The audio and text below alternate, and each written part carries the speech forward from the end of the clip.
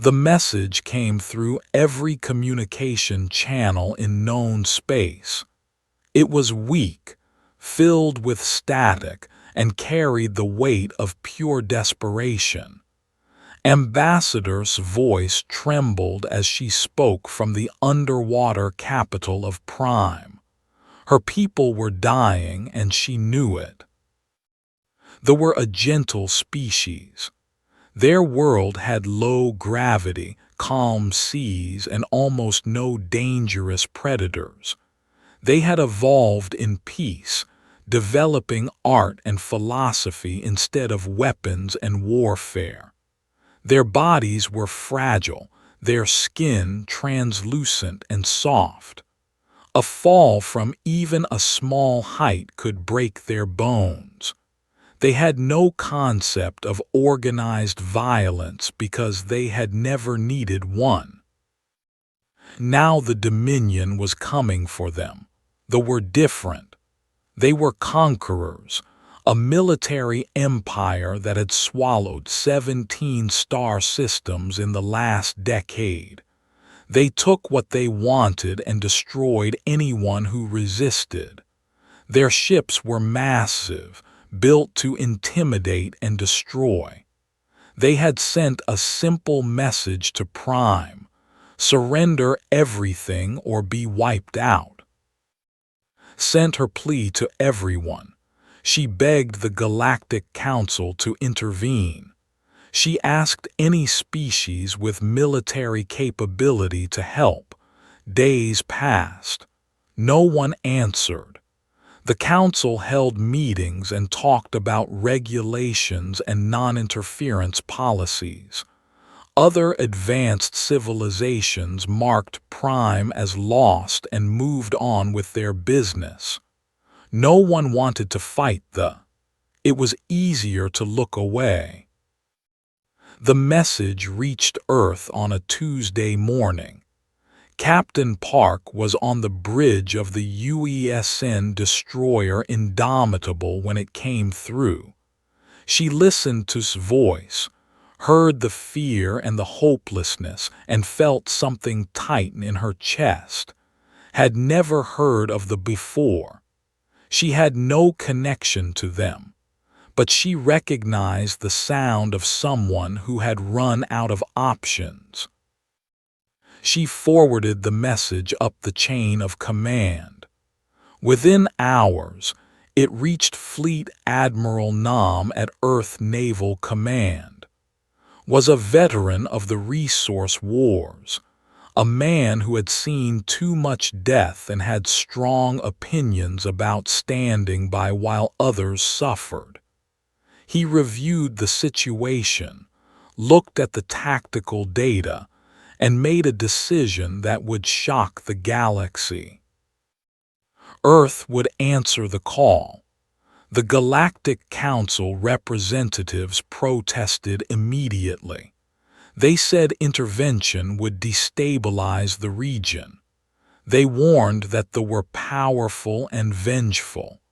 They reminded Earth that humans were newcomers to galactic politics and should not get involved in conflicts that did not concern them.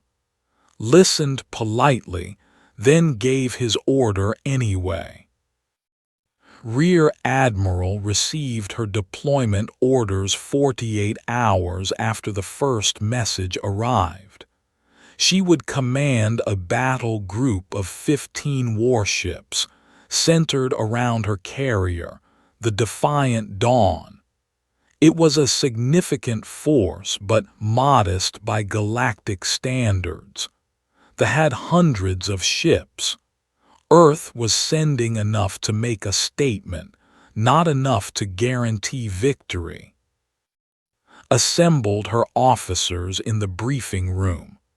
She showed them images of Prime, the peaceful underwater cities, the people going about their lives unaware that death was coming for them. She explained the mission simply. They would jump to Prime, position themselves between the civilians and the fleet, and they would hold that line. Commander, her fighter wing leader, asked the obvious question.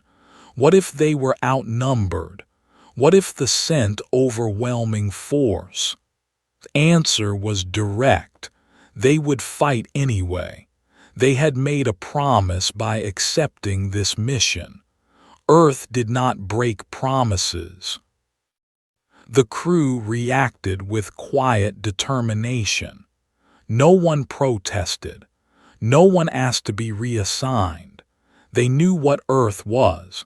They knew there was classified as a Class 12 by galactic standards. Gravity so strong it crushed most species. Weather systems that could level cities. Oceans filled with predators. An environment so hostile that simply surviving there for a few generations would kill most alien species. Humans had not just survived Earth. They had thrived. They had conquered their world and then reached for the stars. They were strong because they had to be. And now they would use that strength for someone else. The fleet departed 3 days after the message arrived.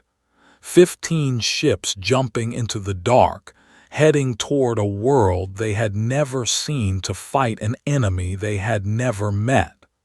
The news spread across galactic communication networks. Most species could not understand it. Why would humans risk themselves for strangers? What did they hope to gain? There had to be some hidden motive, some strategic advantage they were seeking. But there was no hidden motive. Park, reviewing tactical data in her quarters, knew the truth. They were going because someone asked for help and no one else would answer. It was that simple. In human history, there had always been people who stood up when others would not. Soldiers who threw themselves on grenades to save their friends. Firefighters who ran into burning buildings to rescue strangers. Ordinary people who saw someone drowning and jumped in without thinking about the danger. It was not that humans were uniquely heroic. It was that their world had taught them a specific lesson. On Earth, you helped others because someday you would need help too. Cooperation was survival. Abandoning someone in danger meant you could be abandoned when your turn came. It was practical, not noble. But it looked like nobility to species who had never needed to learn that lesson. The journey to Prime took 6 days at maximum jump speed. During that time, drilled her crews relentlessly. They ran combat simulations, practiced emergency procedures, and prepared for every scenario they could imagine. Medical officer doctor reviewed biology, learning how to treat the fragile aliens if they had casualties. Marine Colonel Bora Shin trained her soldiers for ground operations in low-gravity environments. On the 6th day, they received new intelligence from Prime's orbital sensors. The Vanguard had arrived. 12 warships were taking up positions around the planet. Bombardment would begin within hours. Sent one final message. She thanked the humans for trying. She said she understood if they decided to turn back. 12 ships were too many. She did not want more deaths on her conscience. Never considered retreating. She ordered the fleet to battle stations and prepared to jump into Prime's orbit. The crew checked their weapons one last time. Pilots climbed into their fighters.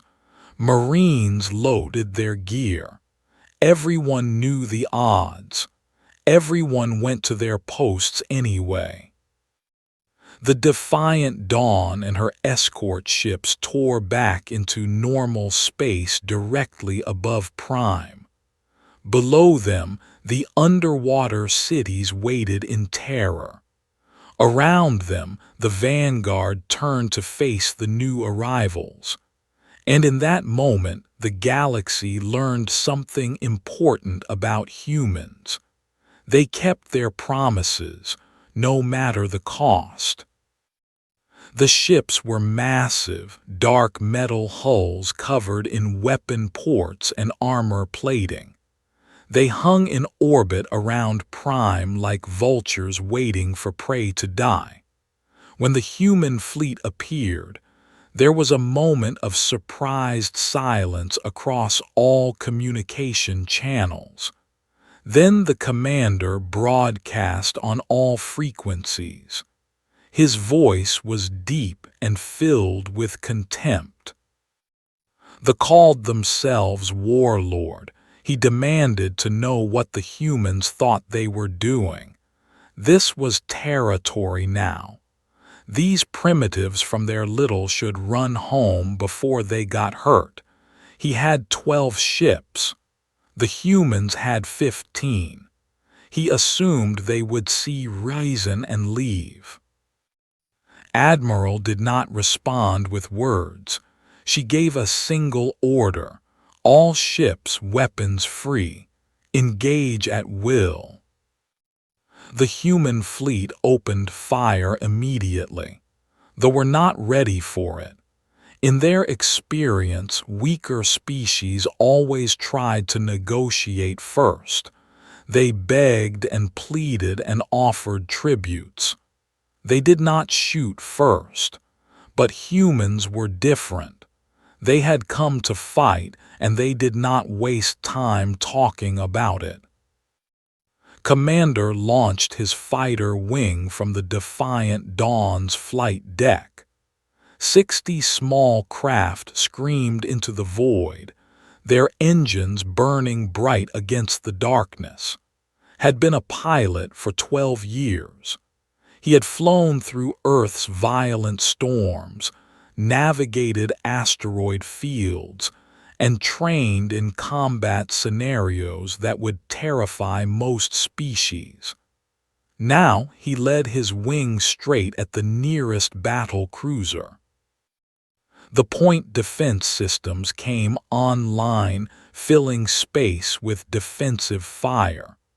Rolled his fighter through the barrage, his reflexes operating at speeds most aliens could not match. Humans had evolved under crushing gravity, dodging predators that could move faster than thought. Their reaction times were incredible by galactic standards. What looked like suicidal flying to them was just Tuesday for. Lieutenant was on his wing. She locked onto the battle cruiser's shield generator and fired her. The magnetic accelerator launched a solid slug of tungsten at a fraction of light speed. It punched through the shields like they were paper. The generator exploded in a shower of sparks. The battle cruiser's shields collapsed on one side, leaving it exposed. Did not celebrate. She was already lining up her next shot before the explosion even finished. That was another thing about humans. They did not stop after one hit. They kept hitting until the target stopped moving. On Earth's oceans, sharks attacked the same way. Predators learned early that hesitation meant death. The battle cruiser tried to rotate, bringing its undamaged shields to face the fighters. It was too slow. 3 more human fighters hit it with fire, boring holes through its armor. Atmosphere vented into space. Internal explosions tore through the ship's corridors. Within 90 seconds of the engagement starting, they had lost their first vessel. Warlord watched in disbelief. No one fought like this. Combat was supposed to be orderly, structured, with clear rules and opportunities to demonstrate strength before actual violence began. These humans were acting like animals. They were not warriors. They were killers. He ordered his fleet to return fire. The ships opened up with everything they had. Energy weapons lanced through space. Missile batteries launched swarms of warheads. It was overwhelming firepower, enough to obliterate most fleets. The humans should have broken and run. Instead, they accelerated toward the enemy. Captain IM commanded the destroyer Relentless. He pushed his ship's engines beyond safe limits, building up speed that made his crew's teeth rattle. They fired everything at him. Helmsman, barely out of training, twisted the ship through the incoming fire with moves that would seem impossible to species that had evolved in gentle environments. The Relentless took hits. Armor plating melted under energy beams. Missile impacts shook the hull, but the ship kept coming. It closed to point-blank range with a destroyer and fired its main. The tungsten penetrator, moving at incredible velocity, went completely through the enemy ship. It entered at the bow and exited at the stern, leaving a tunnel of destruction through every deck. The destroyer began to break apart. Its reactor went critical. The explosion lit up the orbital space like a small sun, was already turning away looking for his next target. His ship was damaged, bleeding atmosphere and with fires on 3 decks. He did not care. The mission was not complete. Below, in Prime's underwater cities, they watched through their orbital sensors. They could not believe what they were seeing. The humans were so violent, so relentless. It was terrifying and beautiful at the same time. These strange aliens from there were fighting like demons to protect people they had never met. Ambassador watched the battle with tears in her large eyes. Her people had no warriors. They had no concept of this kind of sacrifice.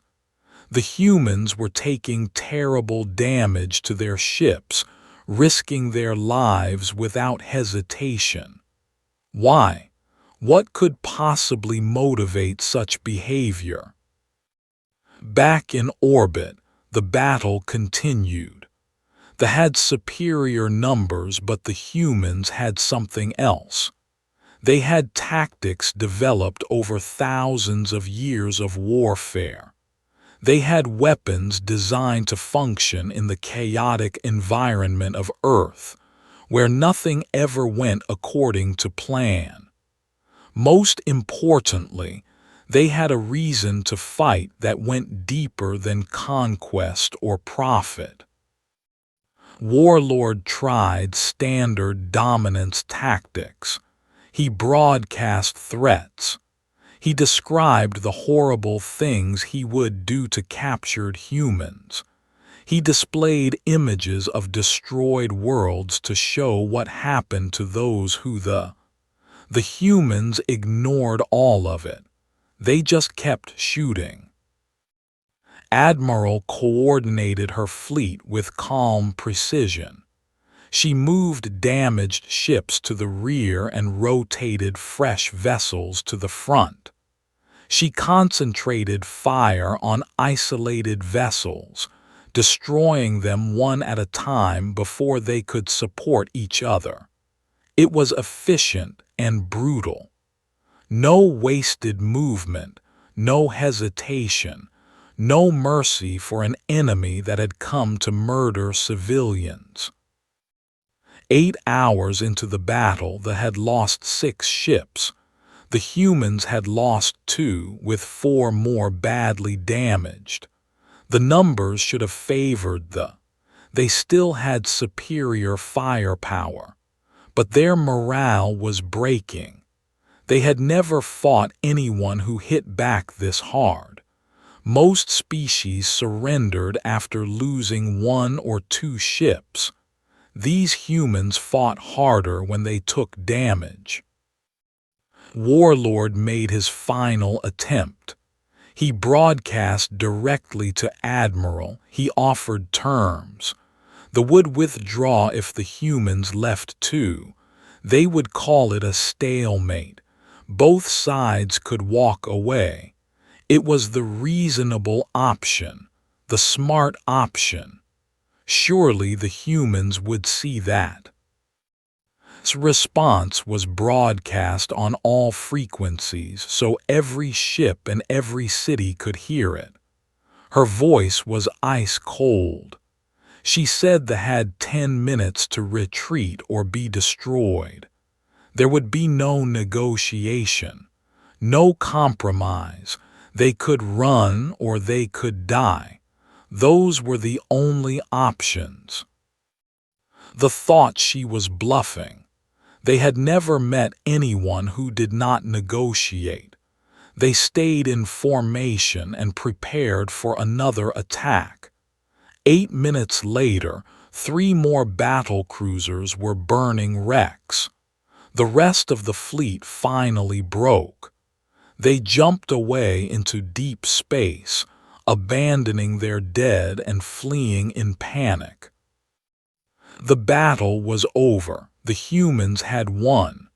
Their ships were damaged, their crews exhausted, but they had held the line. Below them, Prime was safe. The cities were intact. The people had survived. Slowly, carefully, ships began to rise from the ocean. They approached the human fleet with caution and wonder. These terrifying warriors had bled for them. These had kept their promise. The galaxy would never look at humans the same way again. News of the battle spread through the galaxy faster than light. Ambassador Lee stood before the Galactic Council 3 days after the fighting ended. The council chamber was enormous, with representatives from 47 different species arranged in a circular amphitheater. Most of them looked at with something between fear and disgust. The council speaker, a methane-breathing creature from a low-gravity world, demanded an explanation. The humans had violated non-interference protocols. They had engaged in military action without council approval. They had set a dangerous precedent. What would stop other species from acting unilaterally now? The galaxy had rules for good reasons. Listened patiently. Then he responded with simple questions. Where was the council when they begged for help? Which species had voted to intervene? Which representatives had even suggested sending aid? The chamber fell silent, nodded slowly. That was what he thought. The council had rules that made it easy to watch others die and feel no responsibility. The Earth would not follow those rules. Humanity had learned different lessons on their harsh world. When someone needed help, you helped. It was that basic. If the council did not like it, they were welcome to enforce their protocols. Said this last part with a slight smile. Everyone in the chamber understood the implication. The council had no military force. They could not enforce anything against a species willing to fight. The meeting ended badly. Several species called for economic sanctions against Earth. Others whispered about the danger of allowing into galactic politics. A few, very quietly, approached afterward to ask about possible defense agreements. The galaxy was reassessing everything it thought it knew about humanity. On Prime, the cultural exchange was even more shocking. Marine Colonel Bora Shin had established a security perimeter around the main city. Her soldiers moved carefully in the low gravity, uncomfortable in an environment so different from Earth. They watched them with wide eyes, fascinated and terrified in equal measure. Bora had been asked by Ambassador to train some in basic self-defense. It was harder than she expected. They had no aggression. Asking them to learn combat techniques was like asking fish to learn how to fly. Their bodies were wrong for it, and their minds could not grasp the concepts. One young named Pris tried very hard.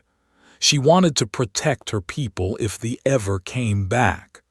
Bora taught her how to throw a punch. Pris managed it once, hitting a practice pad with her delicate fist. She immediately fractured 2 bones in her hand. Medical officer doctor had to treat her, wrapping the tiny bones carefully while shaking his head. Was learning disturbing things about biology. They were so fragile. A fall that would bruise a human could kill Their immune systems were weak, designed for a world with almost no diseases. Earth's common cold could wipe out their entire species.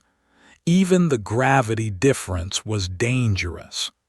Visiting the human ships had to wear special suits to prevent their organs from being damaged by the increased weight. The differences went both ways. The humans found Prime uncomfortably gentle. Soldiers started wearing weighted vests to simulate proper gravity. Some complained of headaches and nausea in the light environment. They were adapted to Earth's crushing pull. Without it, they felt wrong, unbalanced. But despite the differences, connections formed.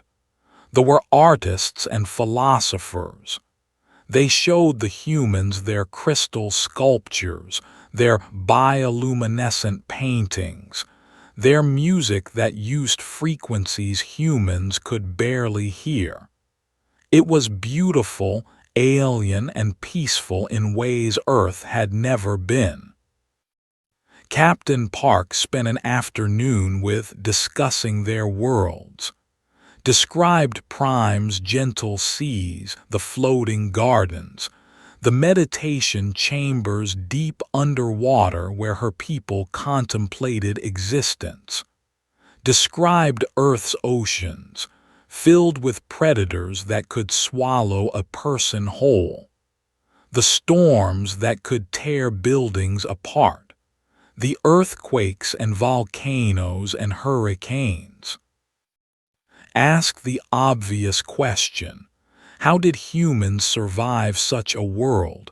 How did they not go extinct? Thought about it. She said humans survived because they learned to work together. One person alone on Earth would die quickly, But a group, a tribe, a community could survive anything. They built walls against the storms. They hunted the predators. They helped each other through disasters. That cooperation became part of human nature. It was in their instincts now, burned in by millions of years of evolution. When saw the distress call, she did not think about politics or strategy. She thought about people in danger who needed help. Her instincts told her to respond. Simple as that. Understood finally. The humans were not heroes. They were survivors who had learned that survival meant protecting the group. They were part of the group now. The humans had decided that, and nothing would change their minds. While these conversations happened, something else was brewing. The Dominion was in chaos.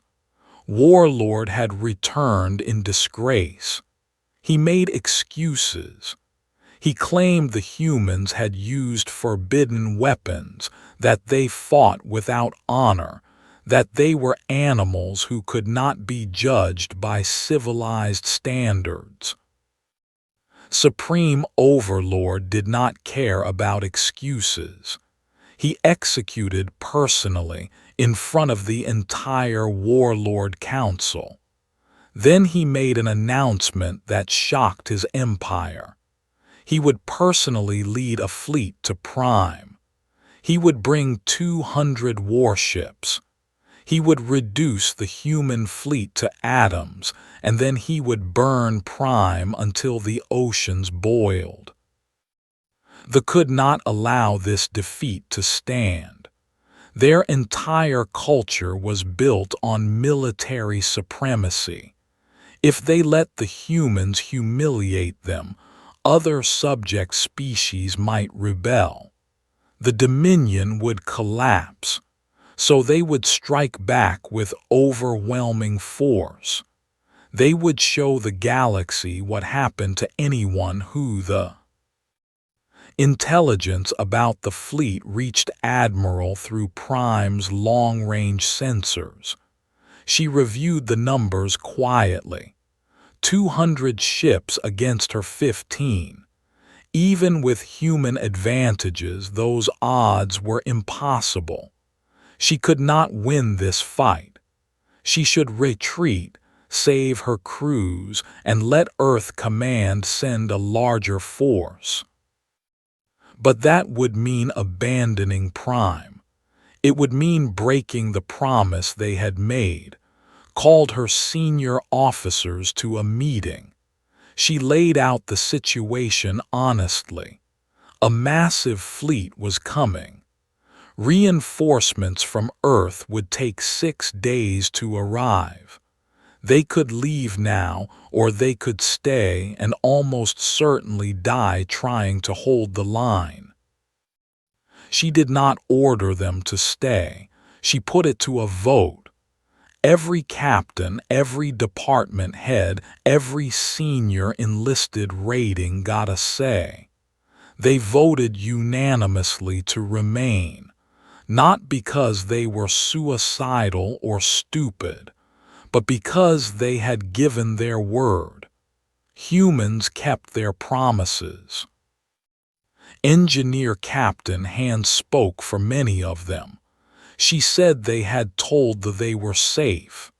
They had made that commitment. Going back on it now would make them liars. It would mean their word meant nothing. Better to die fighting than to live as oath breakers. So they stayed. They sent messages to Earth Command explaining the situation and requesting whatever help could arrive. Then they began preparing for the impossible. They would face down 200 warships with 15 damaged human vessels. They would hold Prime or die trying. It was insane. It was hopeless. It was the most human thing they could possibly do. The Armada arrived 4 days later.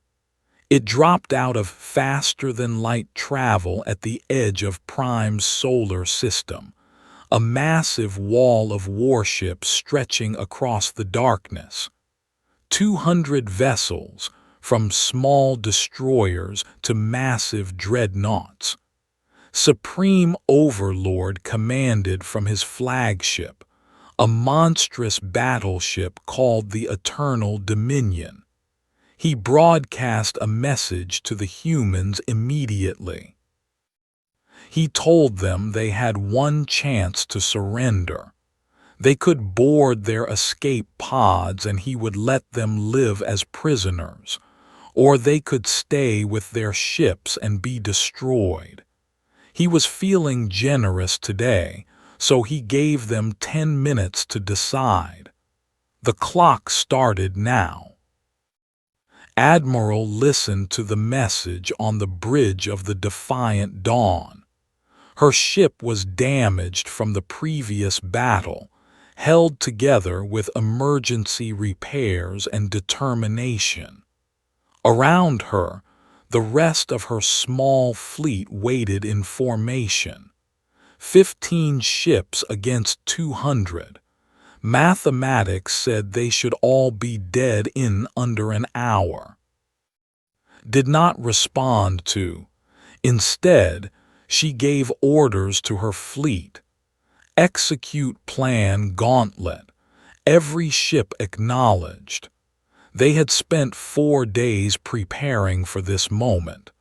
Now they would find out if desperation and human ingenuity could overcome impossible odds. The fleet began its approach. They moved slowly, confidently, in a standard attack formation. They saw no reason to hurry. The humans had nowhere to run. This would be a slaughter, not a battle, was already planning his victory speech. Then the first destroyer hit a mine. The explosion tore through its hull, venting atmosphere and bodies into space. Demanded to know what happened. His sensors officers reported that the orbital space around Prime was filled with mines. Thousands of them, hidden among the debris from the previous battle. Commander had spent 4 days building those mines. She had used scrap metal from destroyed ships, industrial equipment, and every spare piece of material she could scavenge. Her engineering teams had worked without sleep, assembling kinetic charges and hiding them throughout the orbital zone. Now they were paying off. 3 more ships hit mines. The Armada slowed, trying to pick their way through the debris field. It ruined their formation and gave the human fleet time to position themselves. Smiled coldly. First blood to the defenders. Captain IM commanded the Relentless from the front of the formation. His ship was barely functional after the first battle, but he had refused to fall back. Now he executed a maneuver that no sane captain would attempt. He used Prime's moon as a gravity slingshot, accelerating his damaged destroyer to speeds that made the hull scream. The Relentless came around the moon like a bullet, emerging behind the formation at impossible velocity. Screw had exactly 1 shot before the ship tore itself apart from the stress. They made it count. The destroyer's main fired at point-blank range into the rear of a battle cruiser. The tungsten penetrator punched clean through, continuing on to damage 2 more ships behind it. Then the Relentless began breaking apart. The hull could not take the stress, ordered everyone to escape pods. The crew evacuated in 30 seconds, well drilled from endless practice. The destroyer came apart in a shower of metal, but every crew member made it out alive. They drifted in their pods, watching the battle continue. Strike Commander led a different kind of attack. She commanded a team of Special Forces Marines who had trained for boarding actions. During the previous battle, they had captured a damaged destroyer and hidden it among the wreckage. Now, as the fleet advanced, that destroyer powered up and rejoined the formation. They did not realize anything was wrong until teams started sabotaging ships from within. They moved through the vessels like ghosts, planting explosives on power cores and life support systems. 3 ships suffered catastrophic failures before anyone realized they had been infiltrated.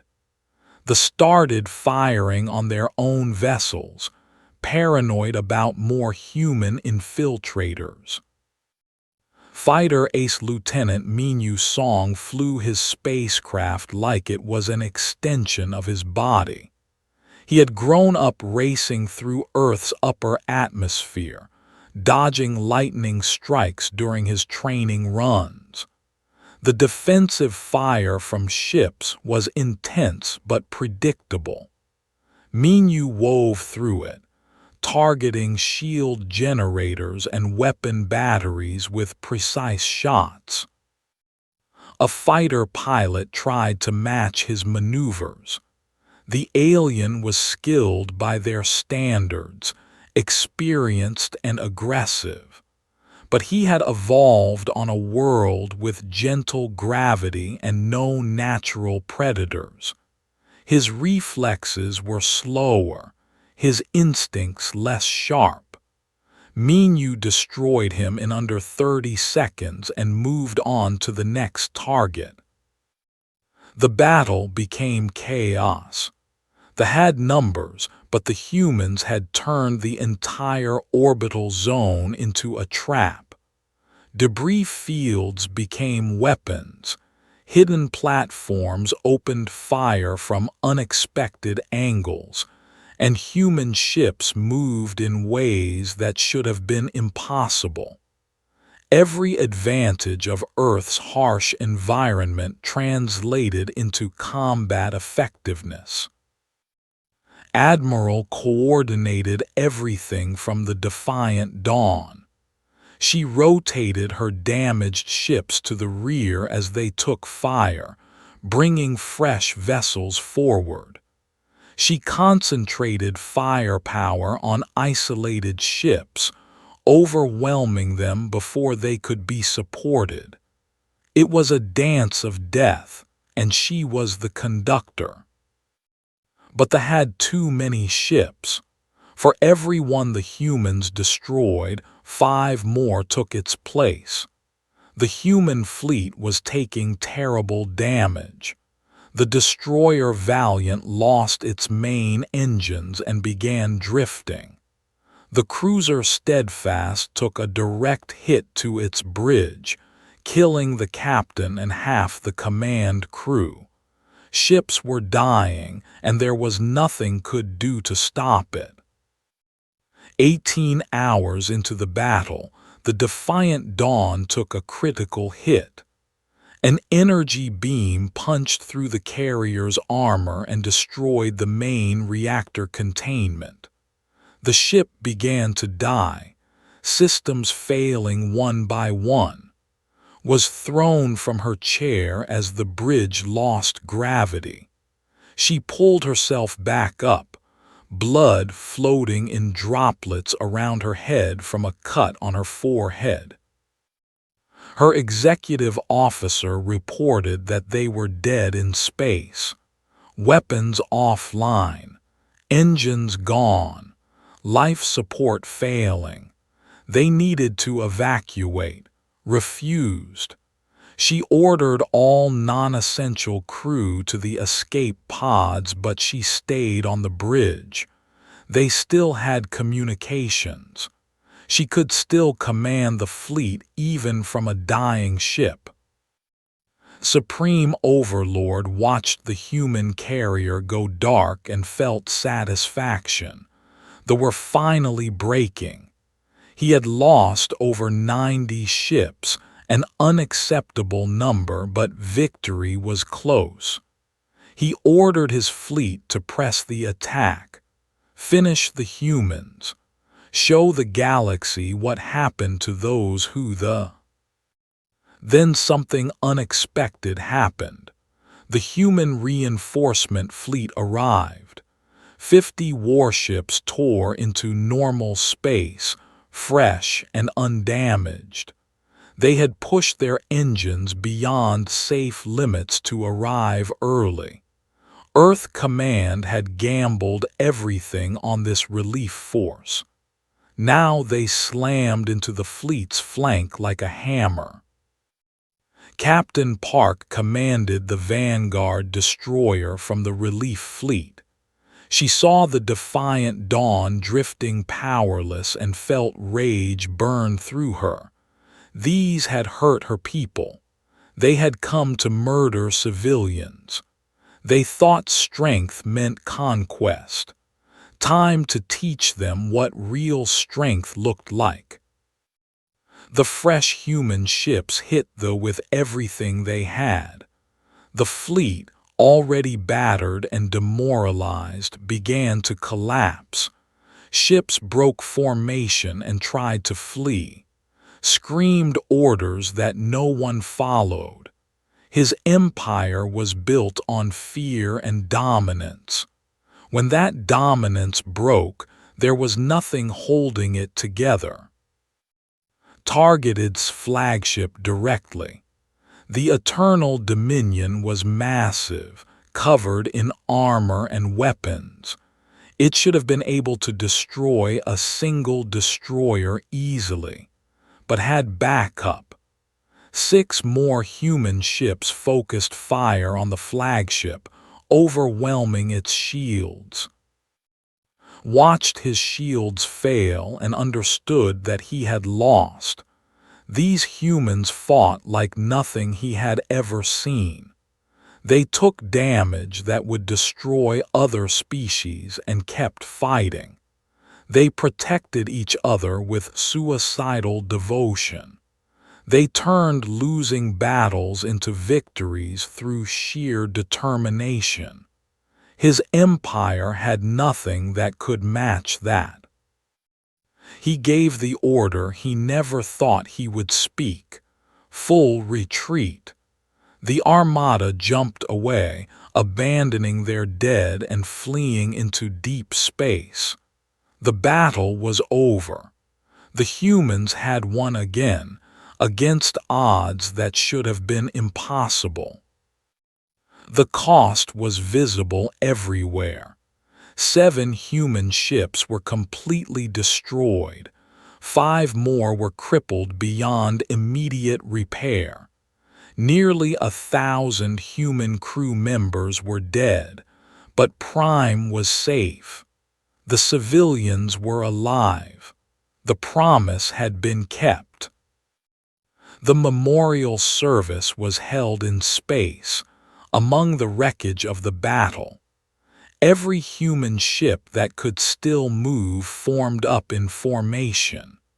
The dead were given to the void, their bodies released in individual capsules that would drift forever among the stars. Admiral, recovered from her injuries, stood on the repaired bridge of the defiant Dawn and read the names. There were so many names. Young pilots who would never see Earth again. Engineers who died keeping their ships running.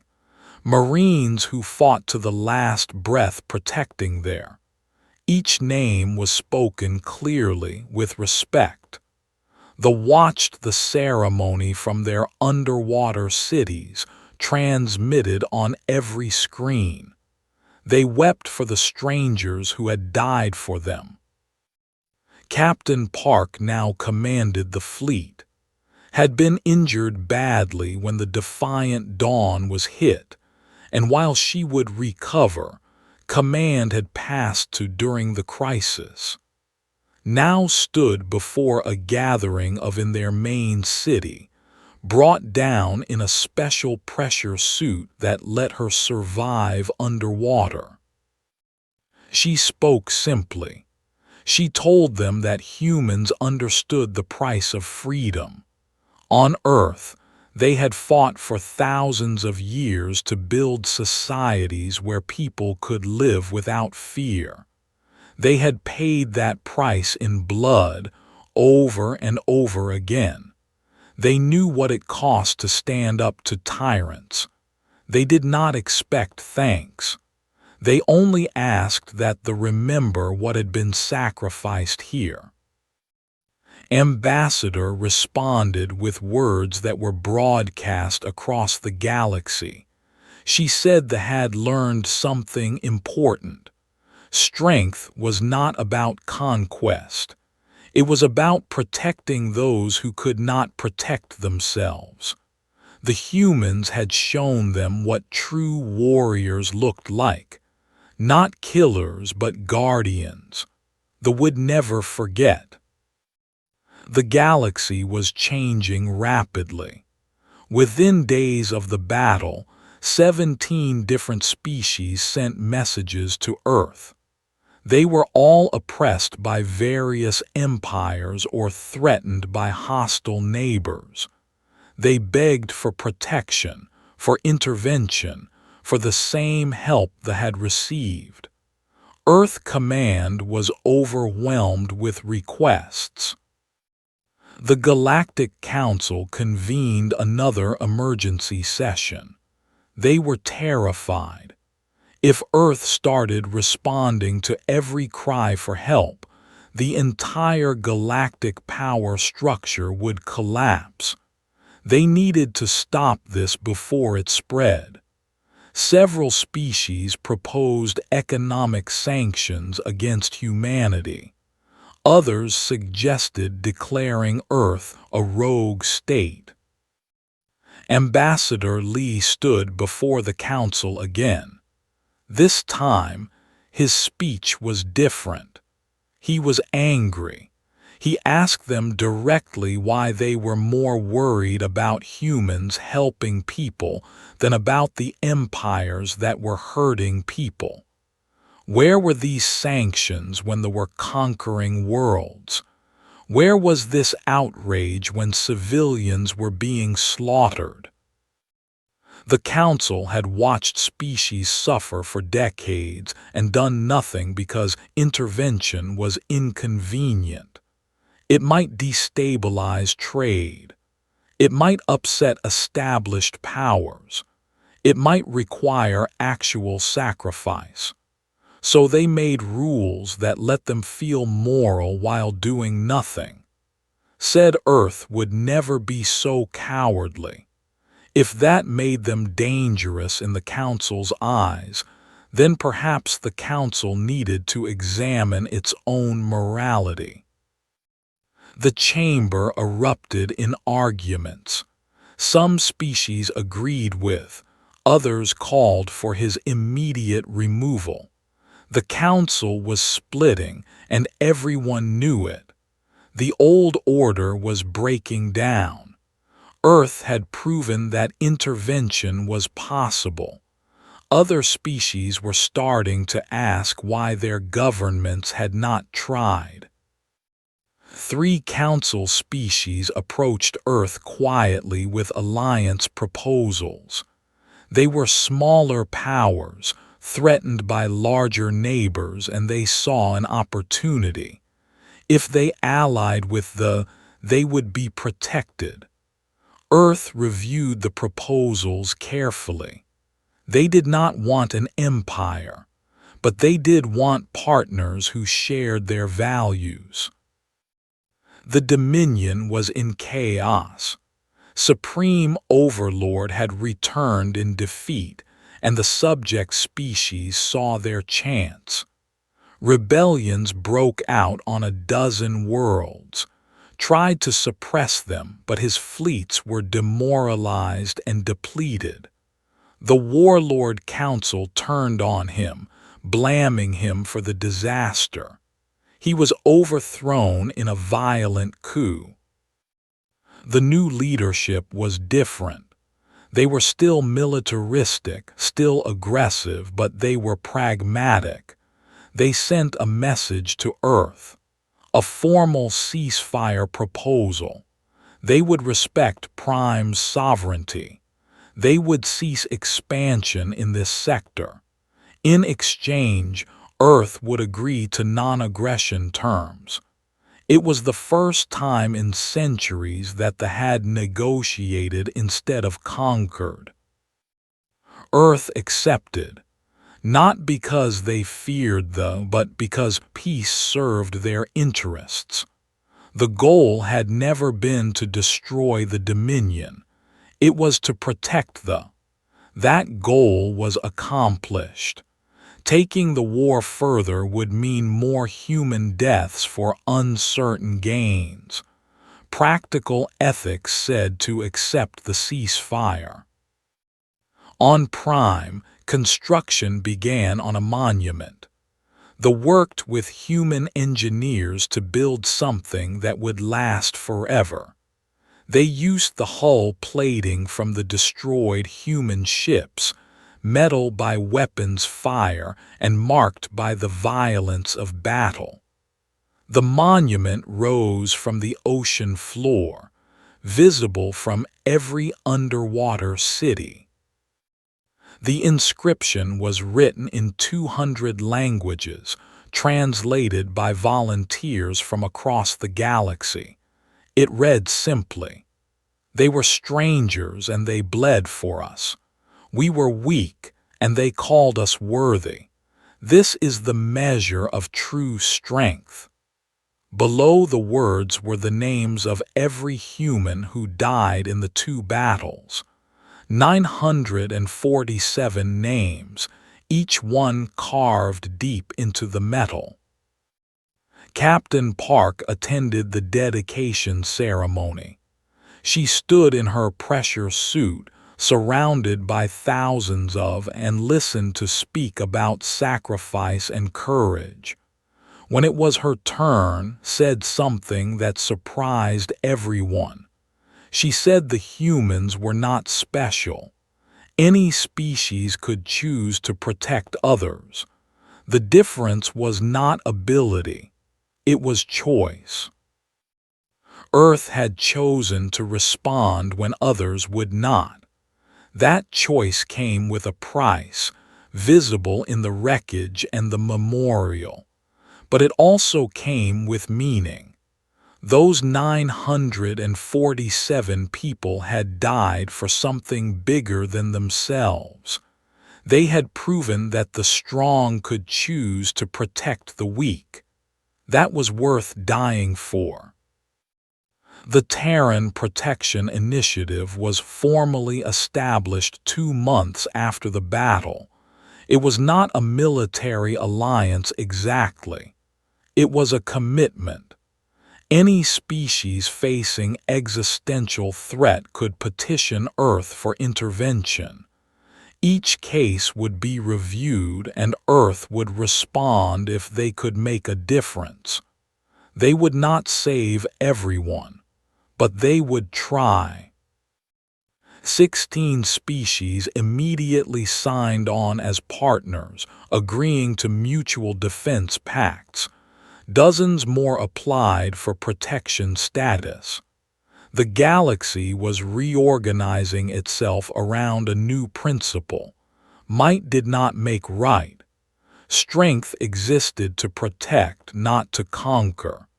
It was a radical idea for most species. For humans, it was just common sense. Commander returned to Earth 3 months after the battles. He was given a hero's welcome, parades in the streets, medals he did not want. He gave one interview to a small press service and said something that became famous. He said he was not a hero. He was just a pilot who did his job. The real heroes were the civilians who chose to stay vulnerable, who built peaceful societies even knowing there were predators out there. His job was just to make sure those civilians could sleep safely. The Defiant Dawn returned to service after 6 months of repairs. Admiral resumed command, fully healed from her injuries. Her first mission was to escort a diplomatic ship to Earth. Wanted to see for herself, to understand where these strange guardians came from. Stepped onto Earth's surface wearing a full support exoskeleton. Even with mechanical assistance, she could barely move in the crushing gravity. She looked up at the blue sky, felt the wind that would have knocked her down without the suit, and finally understood. This world tried to kill everything on it. The humans had survived by becoming stronger, tougher, and more cooperative than any challenge their planet could throw at them. She visited the memorial on Earth for fallen soldiers. Millions of names from thousands of years of warfare. Humans fighting humans over and over, learning hard lessons about violence and sacrifice. All that history, all that pain, had created a species that knew the cost of war too well to use it carelessly. They fought when they had to, but they knew what they were spending. The galaxy would never be the same. The age of passive observation was over. They had entered galactic politics, and they brought with them ideas that challenged everything. Protection over conquest, sacrifice for strangers, strength used in service of the weak. It was a revolution, quiet but unstoppable. Captain Park stood on the bridge of her new ship, the destroyer Resolute, and reviewed her orders. Another distress call had come in. A species called were facing invasion from their neighbors. Earth Command wanted to know if intervention was feasible, reviewed the tactical data, counted the costs, and made her recommendation. They would go. They would answer the call, because that was what humans did now. They kept their promises. They protected those who could not protect themselves. They paid the price that came with strength. 947 names on a monument on Prime reminded her why that mattered. The Resolute and her battle group jumped into faster-than-light travel, heading toward another crisis, another desperate people, another chance to prove that strength could mean something more than domination. The galaxy was learning what it meant when chose to be guardians instead of conquerors. And the universe would never be the same.